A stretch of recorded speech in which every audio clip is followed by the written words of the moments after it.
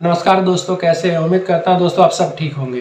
दोस्तों खेसारी लाल यादव जी का नया चैता सॉन्ग दोबारा एक रिलीज हो गया है 2023 का। दोस्तों गाना आते ही सुपर हिट हो गया, 4 नंबर पर ट्रेंड कर रहा है दोस्तों म्यूजिक वर्ल्ड पे।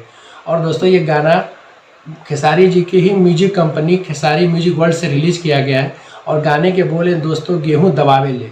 और इसमें खेसारी लाल यादव जी के साथ यामिनी सिंह हैं, जो इस समय काफ़ी फेवरेट जोड़ी बन चुकी है भोजपुरी इंडस्ट्री की। बैक टू बैक बहुत अच्छे फिल्मों में काम कर रहे हैं, बहुत गाने में काम कर रहे हैं। खेसारी लाल यादव और यामिनी सिंह के जितने भी गाने आ रहे हैं सारे सुपर डुपर हिट हो जा रहे हैं। और इसमें फीमेल सिंगर अनुपमा यादव जी हैं।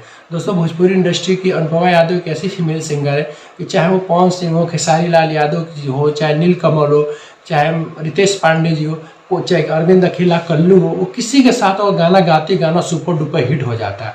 उनकी अगले 2022 का सबसे बड़ा हिट गाना एक हरी हरी ओढ़नी है, जो पवन सिंह साथ आई थी, 200 मिलियन सुपर क्रॉस कर चुका है दोस्तों। 300 मिलियन में जाने वाला गाना है, बहुत ब्लास्ट गाना है। पुदीना सॉन्ग भी अनुपमा यादव जी ने ही गाया था।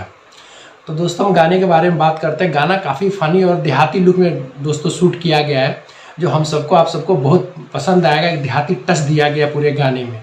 तो गाना तो काफ़ी हंसी मजाक पर बहुत अच्छा। दोस्तों इसमें फाइनली देखिएगा खेसारी लाल यादव जी का डांस दोस्तों बहुत करते हैं। वो ऐसे मतलब छोटे छोटे मोमेंट में ऐसे कॉमेडी कर देते हैं कि लोगों हंसी आती है।